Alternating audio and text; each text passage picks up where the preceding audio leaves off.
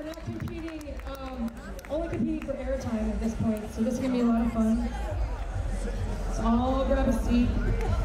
Okay. Oh God. Take one, pass it down, they're all on. Christmas officially, this one. Here we go. If you can hear my voice and you want to go to the women's panel, start to hustle, because we're going to start. How much time exactly do I get, George? We get 1 hour. Okay. Guys, we have 1 hour. It's going to be awesome. I'm so happy to see all of you here. There's so much amazing stuff going on, so to take the time to come to the stage to connect with us ladies is really important to me, but extremely important to the group of us as women and leaders in our industry.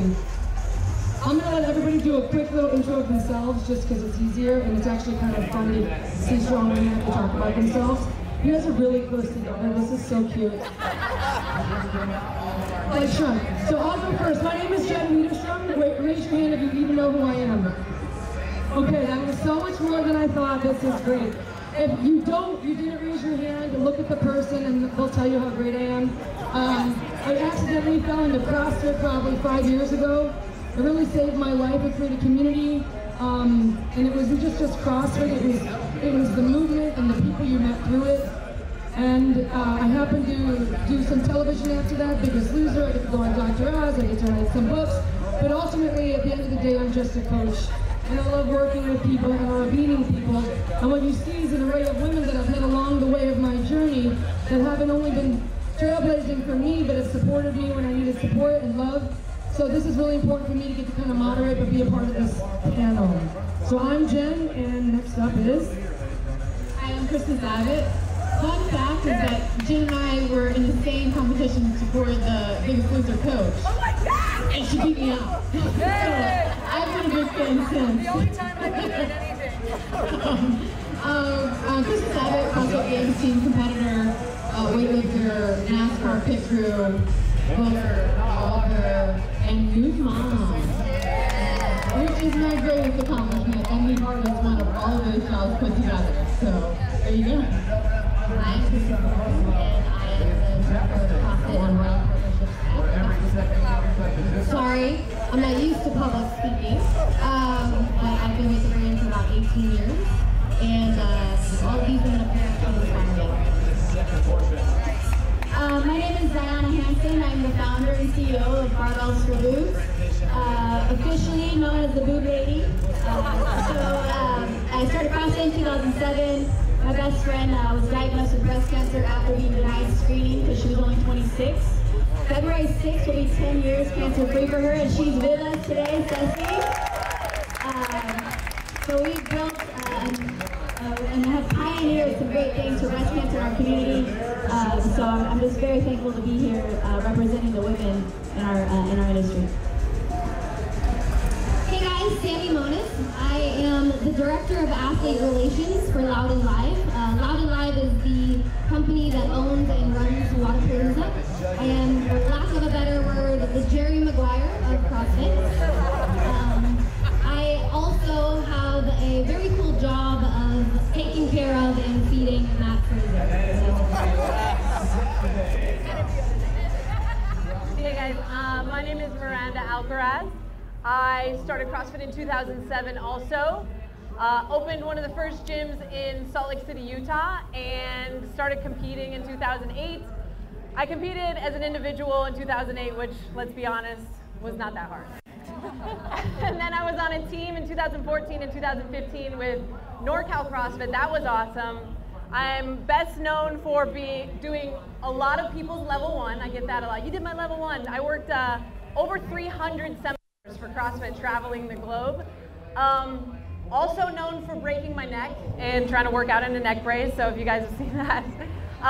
Most recently though, I'm also a semi-new mom. I have a 1.5-year-old, and I also have a business that I started just over 2 years ago called Street Parking, which programs workouts for people who have time, can't afford, or have some reason why they can't get to a regular affiliate.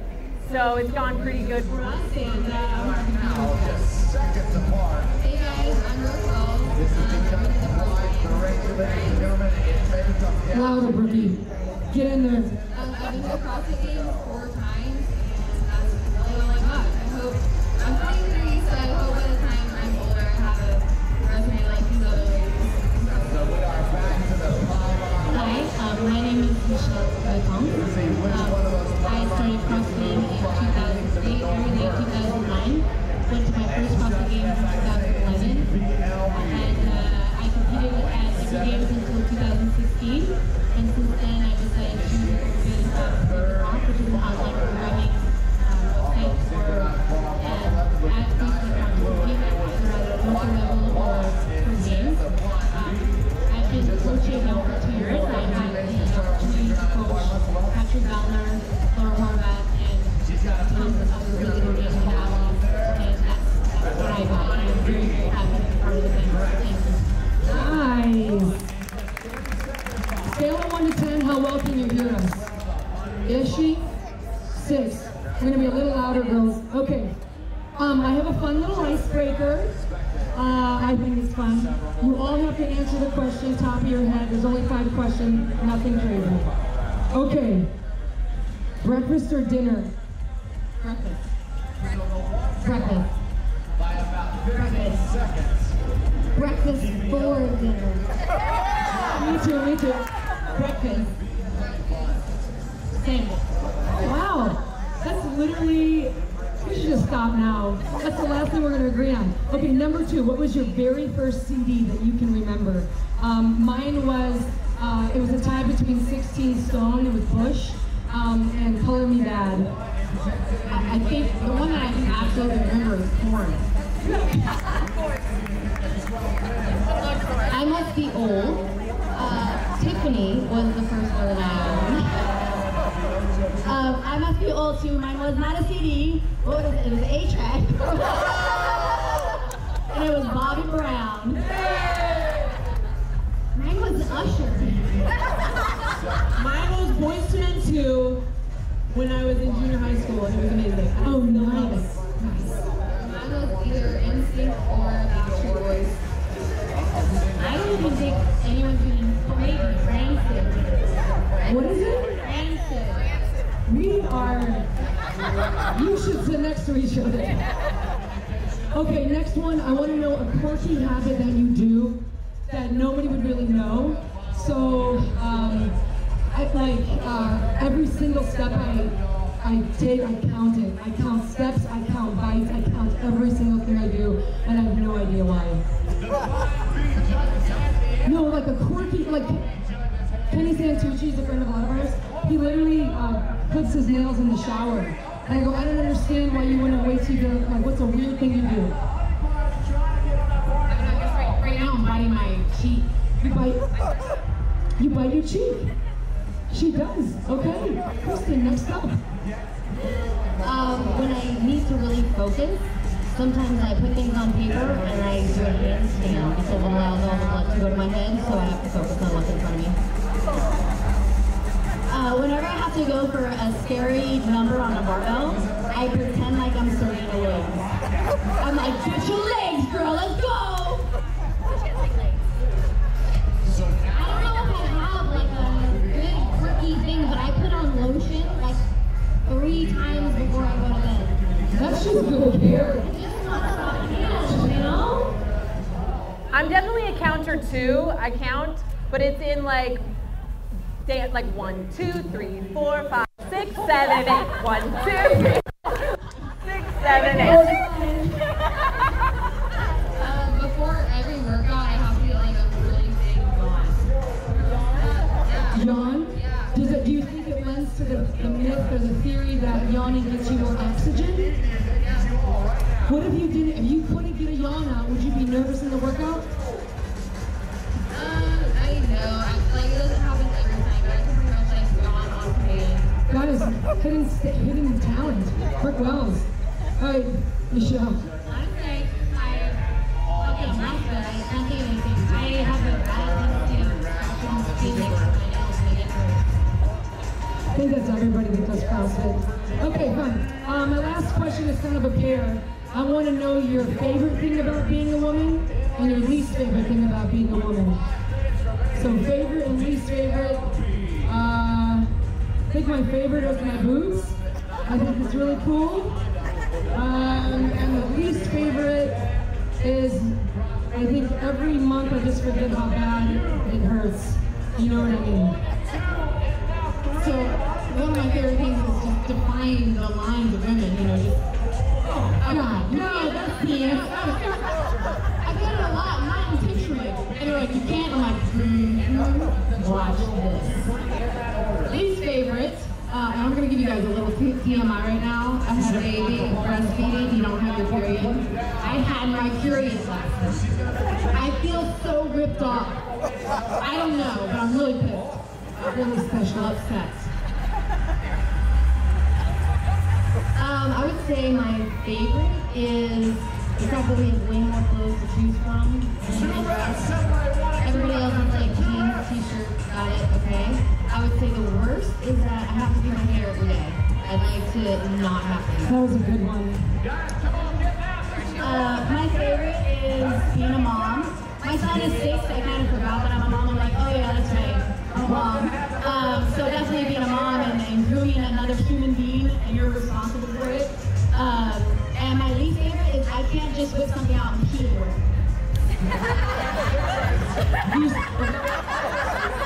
It's so funny you say that because the most annoying thing is the squat. You gotta hold on to something, you gotta lean. I started least favorite first, but my favorite thing is I'm not a mom yet. I'm excited to be someday, but I love taking care of people. I like welcoming people into my home. I like setting a good vibe. I think it's the best, you know, someone recently came to my home who's never been there and said it's so cozy here. And I just thought that is the best compliment I could ever get, is that someone comes into my home and they feel home themselves. I also love being a mom, but I will say my favorite thing about being a woman, and actually being a mom has added to this, is being underestimated. I have 4 brothers and I'm in the middle of all of them, and it was always this like, you can't do it, you're a girl type thing, and that's just continued, and it's always, I don't know, it's something that drives me to do stuff, is to show that girls can do it too. Definitely the least favorite is the process of getting ready and the pressure to feel like you gotta, you know, match your clothes and stuff like that. Literally, I always say the exact same thing as Miranda. I think it's really cool just being a girl and being able to be like strong. And then I would also say I hate I like that we like get dressed up sometimes, but I wish it was like not every single day. In the same pattern, I think my favorite thing is having the role of opening the eyes a lot of the people around us, women or men. And the least favorite thing I say is the same. So, big example is having to kind of step up for things that could be feminist or whatever. That's something that I take very personally, and I want to encourage people not to do that. And I will gladly take that role, but it's a hard role to take. So it's both sides of Great answers. I want to change mine. So here's what we're going to do. We got about 45 minutes. That was a little chance to get to know what's in our hearts and our heads a little bit.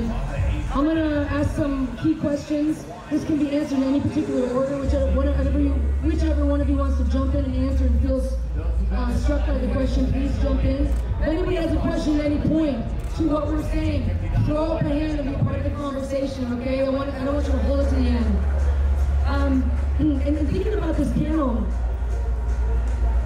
you know, all of us are running businesses, all of us care about wellness and fitness, but I think the greatest thing that I've been recognizing, especially in this last year, is that everything really comes out to be like a mental health issue. We see it in basketball, we see it more and more in sports, we see it more and more everywhere else. And what occurs to me is, I almost feel like in our industry, we're almost assisting with the happy pill. So work out, get your water in, get your macros, do it all, and check this list, and get these tasks done. But the greatest task we have is to be who we are. And that gets really tough. And it's not tough when things are good. You know, I was doing Biggest Loser and I was fine, but let me tell you, that show went away, and what did I have left? And who was I when I was broken? And question I want to open up with you guys. Because I think there's a misconception of what we go through as people that sit on a stage and are kind of trailblazing in their own way, and what we really go through, and what that really looks like, and what is that push point for each of you. Miranda, tearing your ACL at the games, right? Like the whole team counts on you, and what's after that but nothing. And you're gonna cry today. And you made a decision to not just let that define the rest of your life. You chose to be responsible for the experience of yourself and go forward. And I want to hear from whoever wants to talk first about what that looks like, because you don't have to be a CrossFit Games person or, you know, or even a parent to understand what we're going through. And I want to hear what you have to say towards that. Well, I'll go first since you brought it up. Yeah, so actually I didn't even mention that when I introduced myself. I also tore my, I'm kind of known as the girl that's always injured or messed up in some way. And it's actually been really good for me and for my business because I've learned how to modify and scale and make a workout work if your neck is broken or if your knee is torn or if you're pregnant or whatever. So yeah, my team was winning the CrossFit Games in 2015 by 100 points. And I went out there and did a clean and jerk and tore my ACL, crawled off the floor, went back to the back and was told, you're no longer allowed to compete. Your team is done basically, and me and Jason were back there like kind of like wrap it up, and they were like, no, we're not going to have you hobble onto the floor and keep going. So, and at that point, I had not been working as much. My relationship that I was in at the time was a disaster. It was pretty much over, and we were going to win the games though, right? So it's totally fine. Like I'm sacrificing all this to win the games, and then like that, it was over, and it was a pretty dark time for me. But like she said, you got to move away. My biggest thing, what I've always tried to do, and of course I don't share with you guys like intimate details, but I do try to share my real life. And it's not for pity or for like, hey, look at me, like I'm so strong and I came back. It's because I know you guys have that stuff too.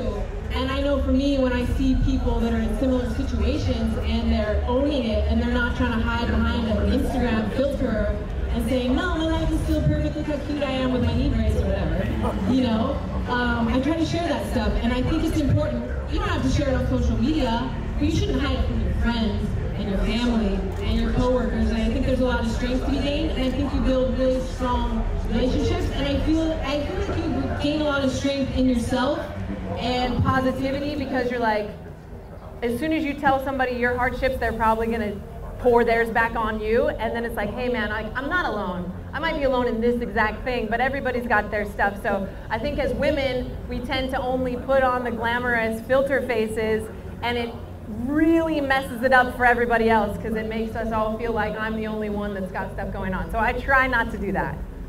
Yeah, Miranda, I'm going to think about one thing. I got a few years of rough patches too, trying to clean it up. But you know, there's this fine line between victimization and vulnerability, and I think that you know, there's some really amazing women here, and there's some people that I follow on social media, and this is something that I try to do, is to show you guys that there is a struggle, but there's also your mindset to that struggle.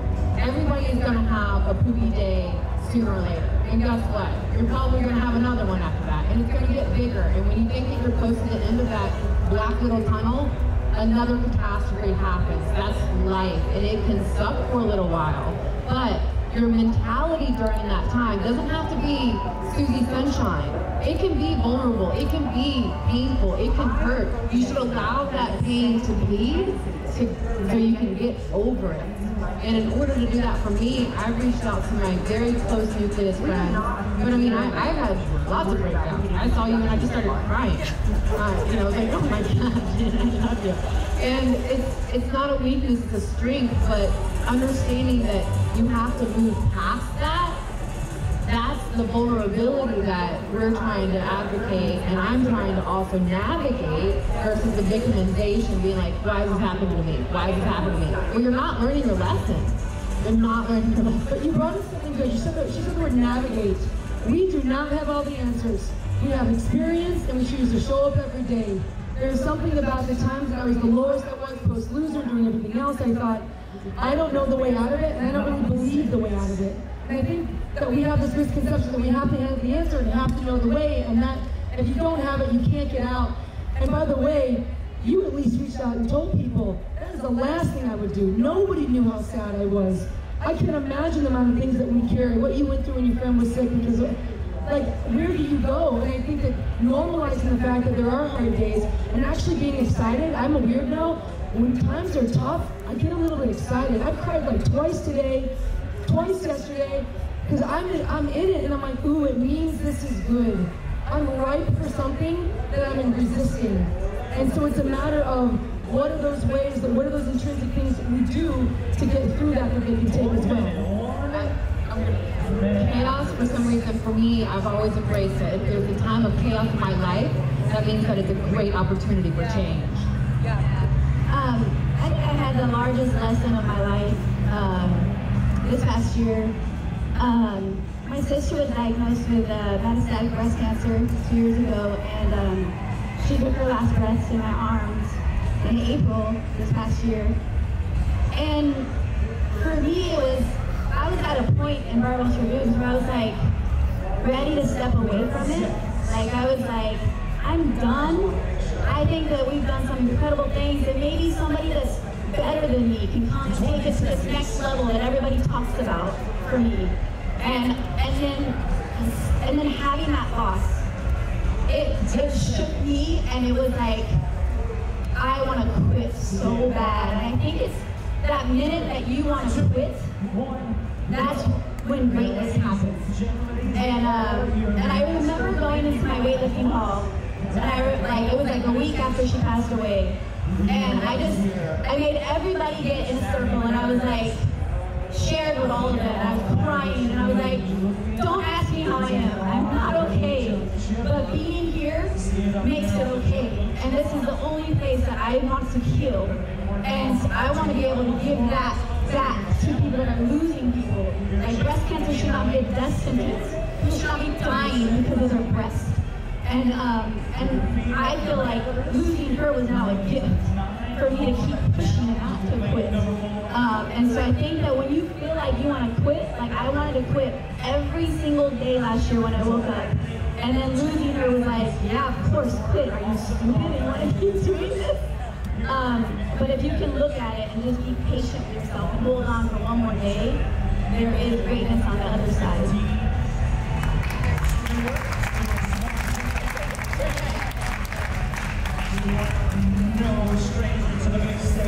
There's a movie called Collateral Beauty that I have watched endless times, but if you haven't watched it before, it's a Will Smith movie, Collateral Beauty. And there's a scene in there where his daughter passes away from a disease as a young child, and the lady sits down next to the woman, and she's like, you know, there's collateral beauty in everything, saying that in these tragedies, there is beauty to be taken away, but you have to be patient with it, and you have to be open to seeing it. And if you're not open to seeing it, you won't understand the lesson. Come back to the 35 squats. Go back to the ring. Miranda, you really fucked us over here. Battle's over. What seems to be very consistent. Bring it closer to your face.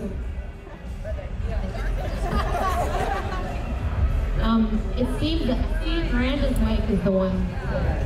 It seems that something that is very consistent throughout women, men, pretty much humanity, and what speaks heart like louder is people are resilient. And it's pretty amazing. Her story is amazing. And the resiliency we see in people that live either a sickness, a death, or just losing what your goal was.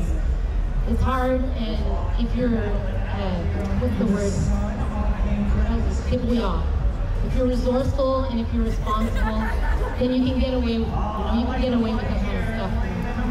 Some people have it naturally, and some other people need help, but resiliency is really what keeps us moving forward. So, the question for you, because you're a coach, how do you teach people to discover that resiliency in themselves? Because there's one thing about saying, you're strong, you got it, you can do it, but there's another thing about surviving it yourself and knowing, because you have that personal testimony. How do you teach that? You can't teach that. You can help and you can lead by example. And my personal philosophy with my athletes is I know that I'll talk to them and I'll motivate them and I'll do what I can verbally, but they have to feel the pain themselves to understand what it means to be resilient. And to hide that from them would be doing them a complete disservice. So it kind of goes back to what Chris was saying, that you have to let it bleed out. The important thing is that you have to be there when it does bleed out, when they're ready to kind of heal up.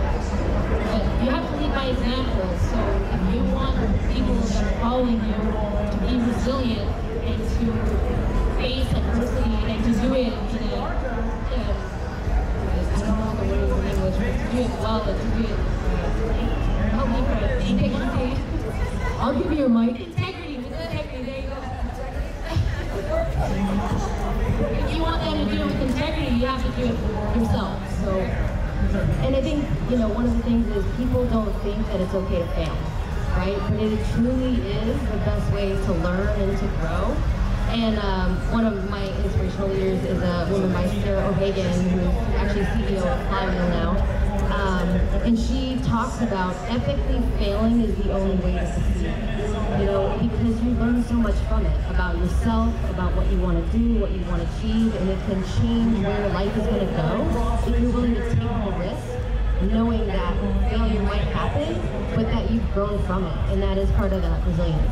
Well, here's kind of what's fascinating me lately. This is a bit of a rabbit hole, but we're going to be in it together. So, we think about physical injury, things that happen to our body, we're actually kind of curious about. I'm on a jog with, and I broke my ankle, and I'm like, So I kind of slow down, I walk out, I kind of check it, I look behind me, what can I roll my ankle on? I'm curious, I'm gentle with myself. Maybe I call Chris and go, holy cow, man, I rolled my ankle today. I'm empathized with a friend. Maybe she's got some advice for me. So when it comes to physical pain, discomfort, I'm graceful with myself. I'm curious about the origin. I'm curious about what happened. I'm asking for support. I'm talking about it. And I'm seeking a solution to make it heal so I can do it again. But for whatever reason, when it comes to this emotional or mental pain, we run from it. I was listening to a podcast, I think it was about good meat or, antibiotics, and buffalo run into storms and cattle run away, and some cattle just stay in the storm for all these hours, but buffalo are in and out in an hour. How did the buffalo know? Did someone lead by example, right? As Michelle said, that to go and the little bison knows, now I know, and then, I don't know, maybe my mama cow took me the other way and I never learned. But why do we turn to cattle with mental, emotional shit? I don't have the answer. It hurts more. It hurts more for longer. It hurts more for longer. So I have a therapist, and when my sister passed away, I was like, yeah, I'm not going to go there anymore. I literally quit my therapist. I was like, I don't want to talk about this at all. I don't want to talk about it. And then October came, and I was like, I have to talk about this.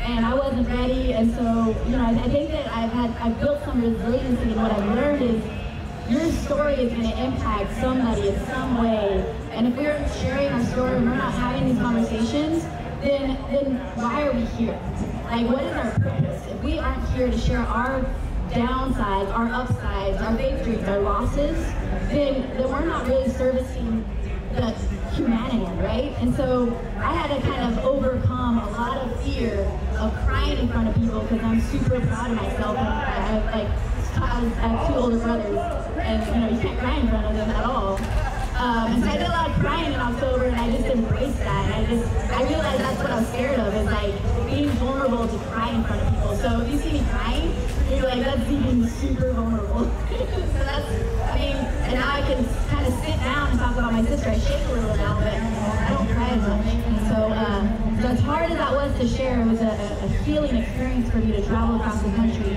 and share my sister's death with the world.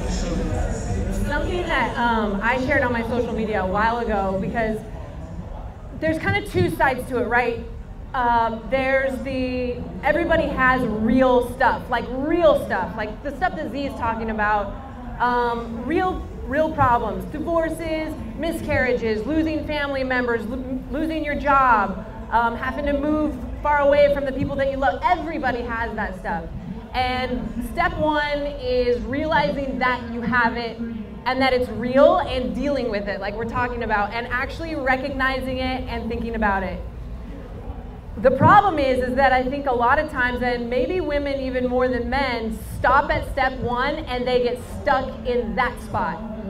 My life's so hard, mine's different than everyone else's, my challenges are harder than everyone, this is worse, and they get stuck right there. So you do absolutely have to recognize it and then realize that it's not, you're not recognizing it to use it as an excuse for the rest of your life, but you're in it, you're gonna fix it, but you're gonna move forward. That's the step that a lot of people miss, is they stay stuck in the this is so hard, why me situation, and it's not an excuse, because once you realize what your problem is, you need to realize that every single other person has theirs, and we've all got to keep moving forward. As soon as you let yourself get stuck, that's where it becomes a problem that you never get out of, and whether that's stuck in your way, your lifestyle, or stuck in your being pissed off all the time, or stuck in your complaining about your job. Like, once you realize that it's there, you've got to do something about it. Does anybody up here want to share like a tactic or tool that you use to get unstuck? Anybody? Brooke, you don't stop talking, do you? Brooke.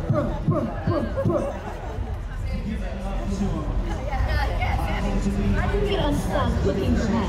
Someone's stuck. Okay, well, Zionna, you got the mic. How did you start getting unstuck?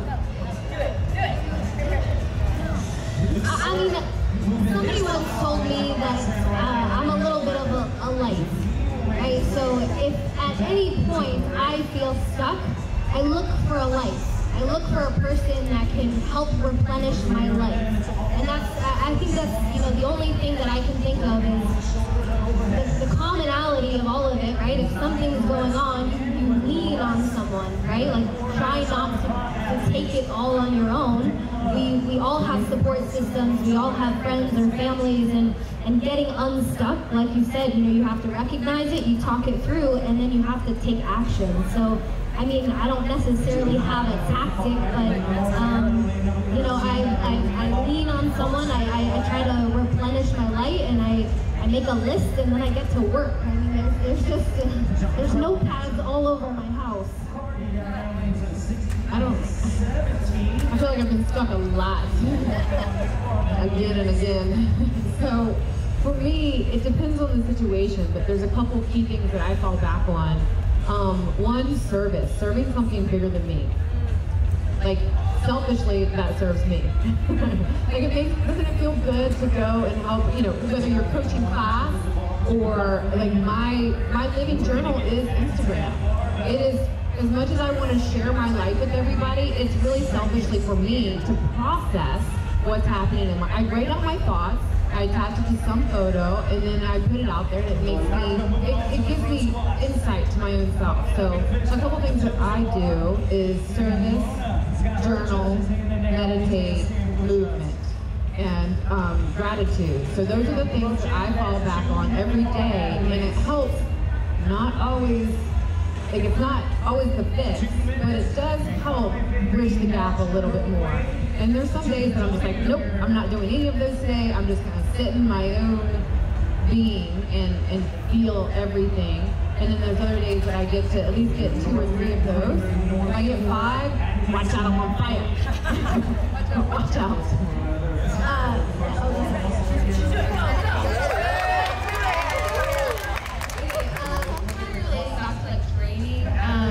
I recently had stem cells in my elbows, so I was pretty injured for about 5 months of recovery time. And I think the number one thing that I have to remind myself is to not throw myself a pity party. I think that's like the number one bad thing that you can do, which is think horrible things about it. Instead of that, I was just like, well, my elbows aren't really well right now, so surely I'm trying to build strength in my legs. I think you just have to like focus on something else positive, get your mind off of that, and just not throw yourself a pity party. So I actually, I go back to this moment in my life when I was about 9 years old. we learn a lot of things that we don't realize when we're kids that carry on and how we live our lives today. So my mom left when I was 8 years old, and I was raised by my father. And I remember kind of not really knowing how to navigate that, and I was kind of stuck on it. And I remember walking down Long Beach Boulevard, and I saw an ad, and it was like a face of a really like sad kid, and it said, "Everyone's face is a story waiting to be told." And for whatever reason, when I was 9 years old, it unstuck me. I was like, there's probably millions of kids that don't have their moms. There's probably, like, there's kids that probably have the same story as me. Like, why don't you now venture off and try to find those people and find the people that are connected to you in this thing that you're so confused about? And so whenever I get stuck, I go back to that ad board, and I kind of remind myself that we're all suffering in our own way, and you know, kind of making a connection with somebody that might be going through the same thing I'm going through, and connecting with that internally. So every time I want to talk after. Okay, well. Fine.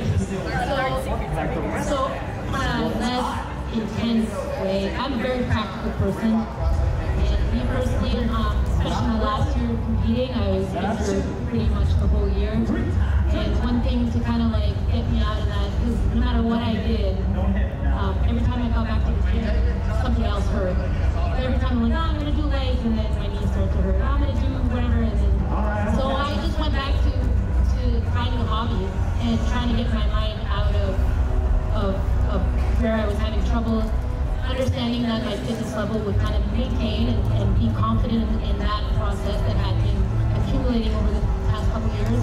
And I got back, I started doing some pottery classes, and I started taking some art, some drawing classes. So sometimes, you know, keeping busy gets you in a position that you can think better. And my keeping busy choice is art. That's my study. That's where I study. So that's where I found a lot of interiorization happening very natural, almost like meditation, but in a very slow movement kind of way. So when my athletes go through some hard times, I usually try to suggest them to go play some sports. Like one of my guys who had a really rough patch when the changes were announced for the new season. And so to keep him busy and to keep him moving, but to help him stay motivated. He was a big hockey player when he was young, so I told him, hey, go play hockey, find some people to play with, and do something that keeps you busy and keeps your mind off of where you're stuck. And then since then, it took some time, but you know, he's in a better place, and he's done his friends that he plays hockey with every Friday morning, and it's just added something for him to do and stay fit. So you can practically find something that you enjoy doing or that you always wanted to do, and when you're in a tough spot, it's the best time to kind of like open up your doors and find something new to do.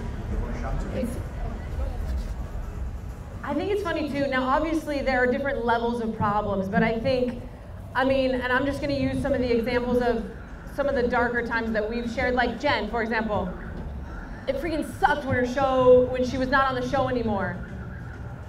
For me, like, oh, I tore my ACL when I was winning the games. But if you step back from that, and I'm like, seriously, your biggest problem in the entire world is that you didn't get to win the CrossFit Games. Like, do you understand how ridiculous you're being?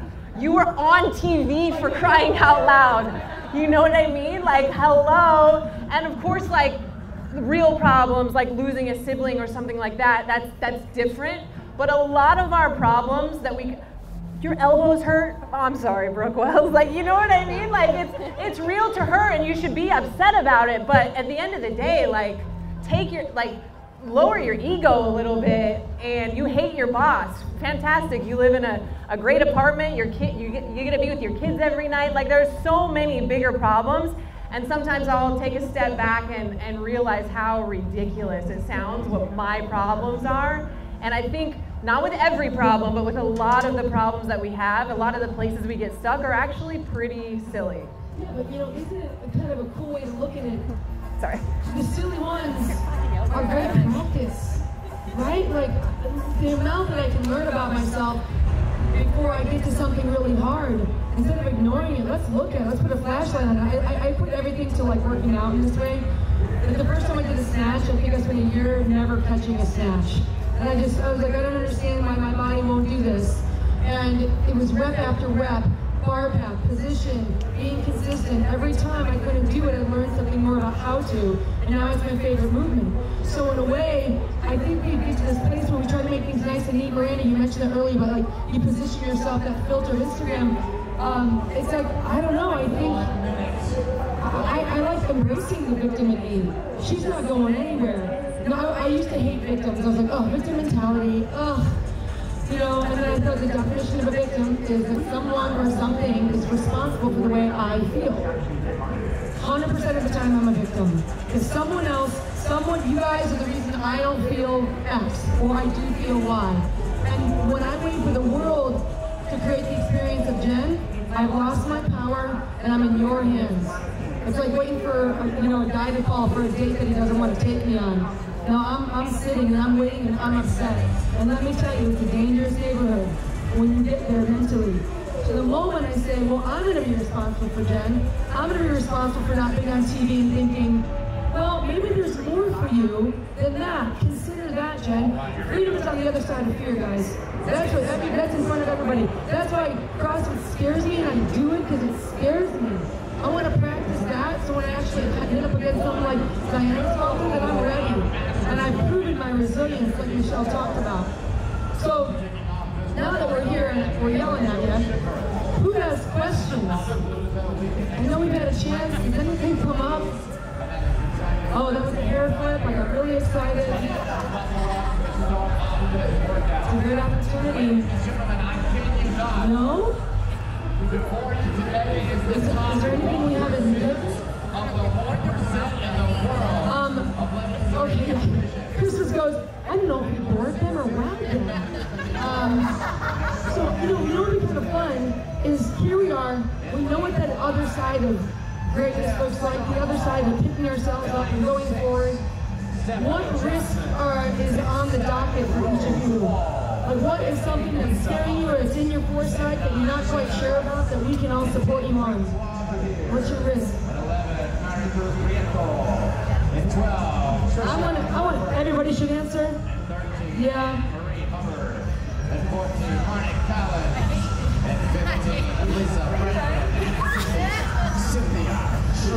Right now at 11. This is not embarrassing.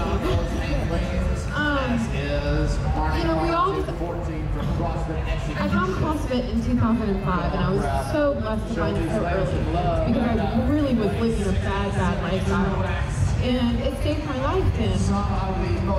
And I remember it wasn't anything about the physical gain, or it was really just the empowerment that it gave me, because it made me realize that I had so much more potential than I ever recognized.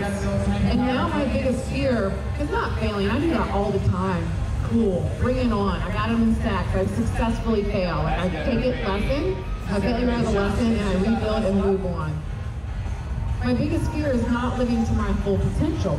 And the reason I get upset is because now, out of all the things that I've done, I've had a pretty cool life. It's because I've been willing to fail that I've been able to do these things, right? And now I have a son, and failure is a whole new definition. And it's us against the world.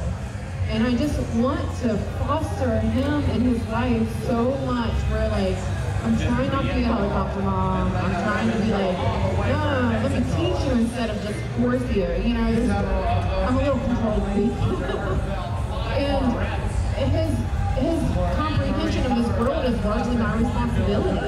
And now it's no longer me. And it's now I'm responsible for showing him his potential. And now it's not my fullest potential is showing him his fullest potential. And it's really overwhelming. Very overwhelming. I have 2 this year. One which is a fun one. I'm building a house. Lord knows anyone who's building a house that weighs on that relationship and has to sort of through text. Best of luck. And the second one is, your mom, and there's moms obviously throughout the event today. I hope to be one, but I know I found my person later in life. So God willing, hopefully I can. But the risk for the scary one to know that babysitting. I love Christmas. You can tell she's a brand new mom. When I was like first became a mom, everything made me cry. Raise your hand if you're a mom. Yes! Raise your hand if you're a working mom. Working mom. Raise your hand if you're a dad. Raise your hand if you're a working dad. My biggest fear right now is changing the story in my head. I've been telling myself for the past 10 years, I don't want to be the breast cancer girl. I'm not the breast cancer girl. I hate it. I don't want to be that. And just recently, about 2 weeks ago, some very influential people told me that Marbles for Boobs is going to be the most impactful organization in our country for breast cancer. And so what that represents is every single day that I have to make a decision, that's the legacy that we get to leave for our country and for women and for breast cancer. So my biggest fear is just showing up and saying, I am the breast cancer woman. Come on. My biggest fear is having to go after that. You know, maybe it's the way that the question is posed, what my biggest fear is. I get that question, but I don't necessarily approach my life in that mentality. And Well, what's the risk you want to take? It's not fear. What's the risk? there's so much going on. Oh my gosh.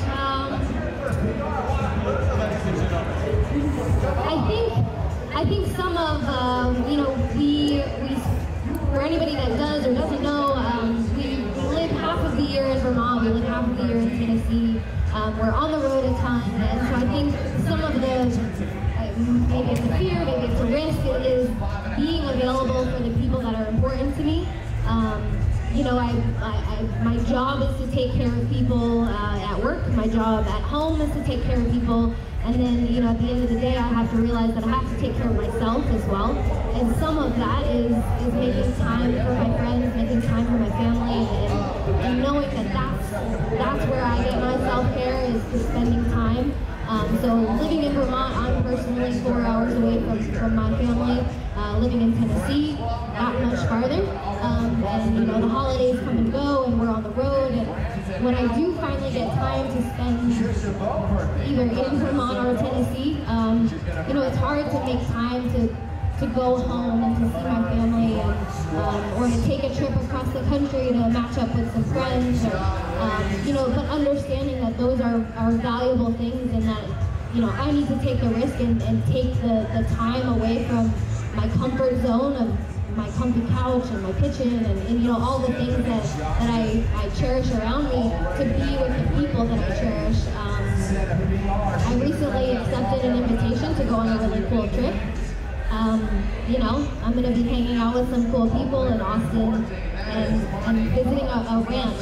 Like, I'm just into that. I'm excited. I think that that's, you know, something that I realize I want to do for myself. So I think the risk is just allowing yourself time for yourself, knowing that my job is to give myself out to other people. I kind of wanted to share like the other side of it, because I feel like the last 2 years of my life were really risky. So I was married to, not Julia, to someone else for 9 years. That ended at the same time that the CrossFit debacle knee thing happened. I took a new job. Julian and I moved in together 2 days before I launched street parking, 2 days before I found out that I was pregnant. What? So this all, and we had only been together for a year, which was risky. I mean, I had been married for 9 years to someone else. This was risky. He was still kind of new. We were just trying to move in together to get to know each other. Now we have this business together, which was never intended to be 10,000 members. It was a side little fun thing. And oh, by the way, we're also having a baby. So I wanted to quit all three of those things a lot of times, especially when I was pregnant and hormonal and psychotic. And it was really really scary to leave CrossFit. I left CrossFit and stopped working seminars at that time. That was a huge income for me and something that I had done for 8 years. So I'm in this new relationship. I took a new job with Progenics, which as street parking started growing, I'm like, oh man, I don't have time to do both. I've been with Progenics. I've known the Progenics crew for forever, but this is like an opportunity. What am I going to do? And I took the risk to, all right, I'm going to go and see where this whole street parking thing goes. And of course, every day being a mom is risky. I feel so much pressure. Like, it's my responsibility to show him how a woman should carry herself. It's my responsibility for me to show him how I treat people, how I run my business, how much time I dedicate to my business versus dedicate to him. So with that said, I could not be happier today than, I mean, where it started, where I was a little over 2 years ago when I tore my ACL at the games was a disaster. And I took the risks, and each one I just stayed with it. There were days definitely that I wanted to quit, all 3, and I don't want to do this, like this wasn't the plan. And so I kind of wanted to share the other side. I could not be happier, and I'm so glad that I did it. Dude, that offers us all a little bit of hope. Thank you.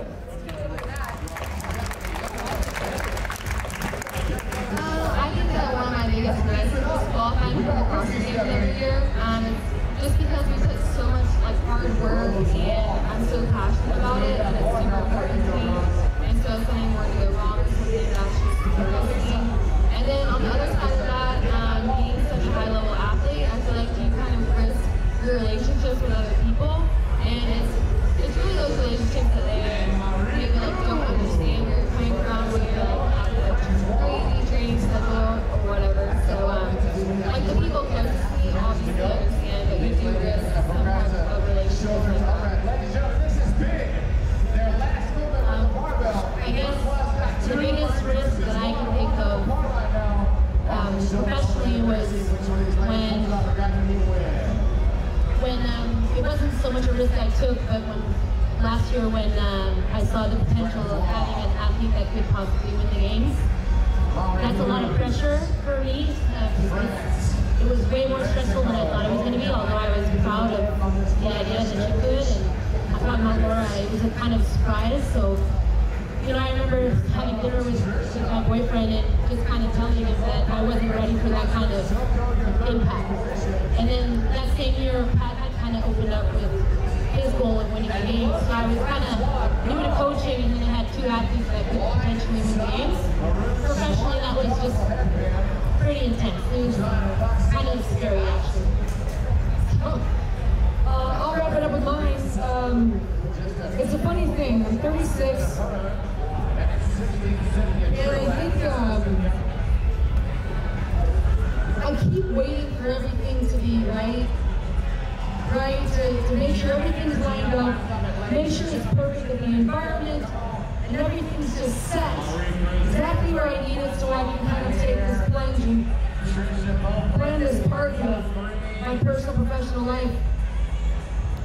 And I keep not building it because I keep waiting for that perfect alignment. And it's finally hit me that if I keep waiting, I'll never have a party. So this year, I'm not going to wait anymore.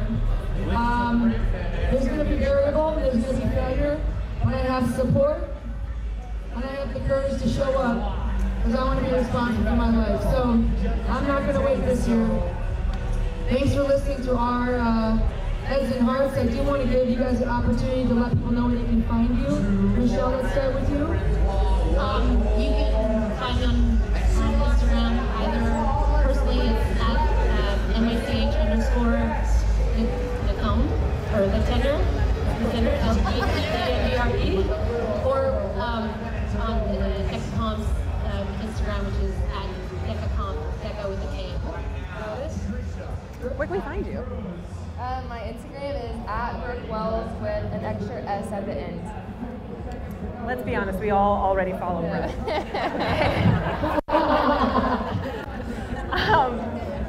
My personal Instagram is at Fearless Miranda, and our business is at Street Parking.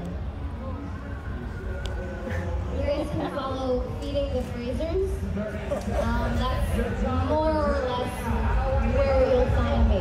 Delicious food, guys. Check it out.